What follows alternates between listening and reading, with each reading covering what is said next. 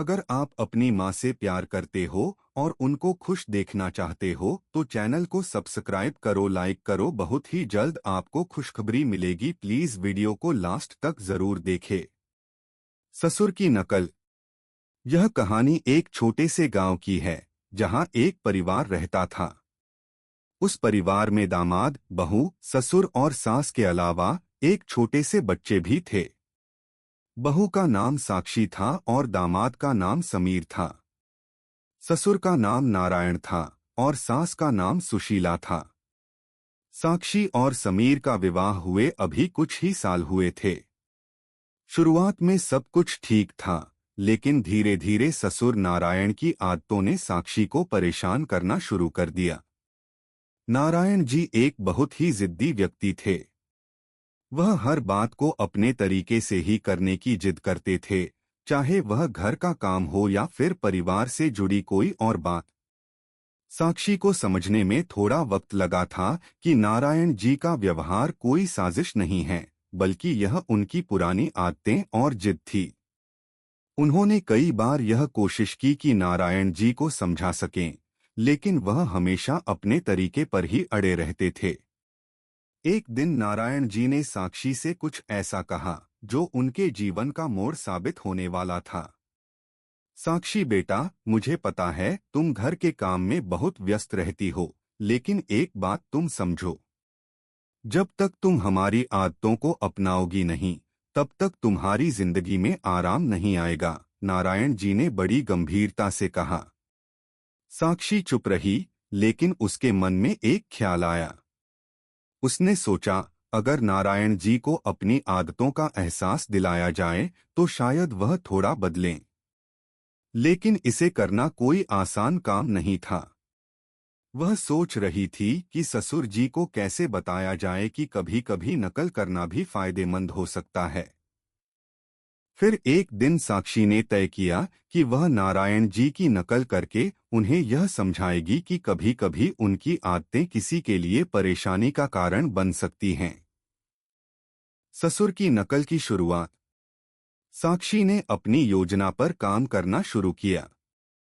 उसने दिन में एक दिन जब नारायण जी घर के किसी कोने में बैठे अखबार पढ़ रहे थे, तो वह धीरे से उनके पास गई और उनके बैठने का तरीका, उनकी मुद्रा और यहाँ तक कि अखबार को पढ़ने का तरीका भी नकल करना शुरू कर दिया।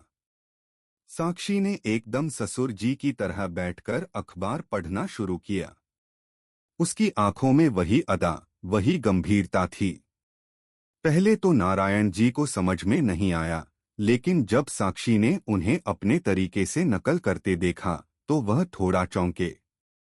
क्या कर रही हो, साक्षी, नारायण जी ने पूछा। कुछ नहीं ससुर जी, बस आप जैसा बैठने की कोशिश कर रही हूँ, साक्षी मुस्कराते हुए बोली।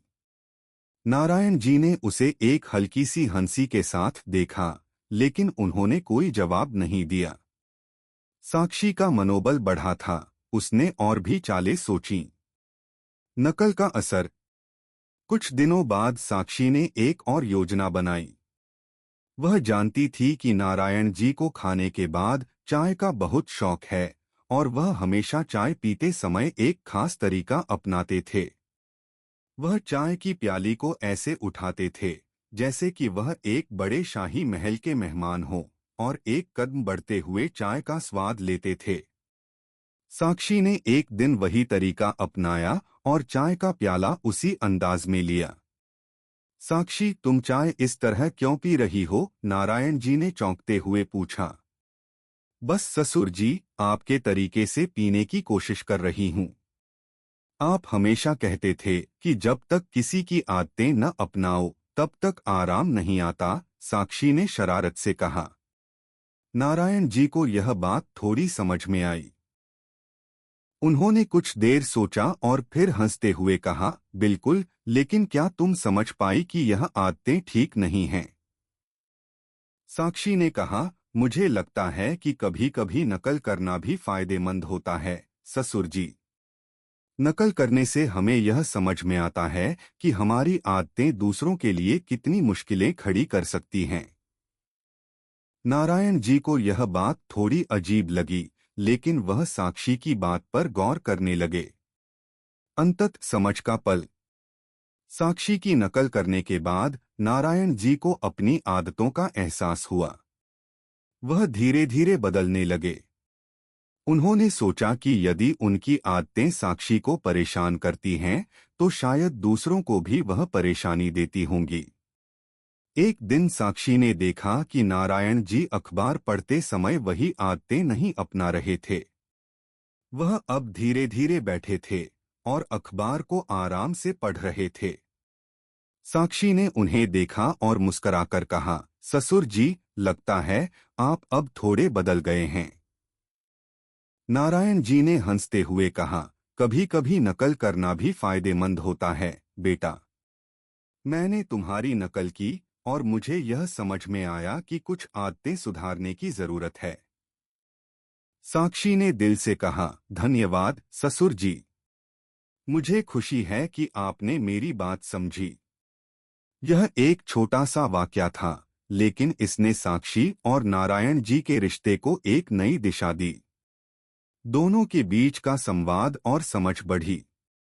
साक्षी ने यह सीखा कि कभी कभी हमें किसी को सुधारने के लिए उसे नकल का रास्ता दिखाना पड़ता है। और नारायण जी ने यह सीखा कि कभी कभी अपनी आदतों पर विचार करना और उन्हें बदलना दूसरों के लिए फायदेमंद हो सकता है। कहानी यहाँ समाप्त होती है, लेकिन यह हमें यह सिखाती है कि समझ और बदलाव एक दूसरे के साथ चलते हैं। कभी कभी छोटी छोटी बातें भी हमारे रिश्तों को मजबूत बना सकती हैं।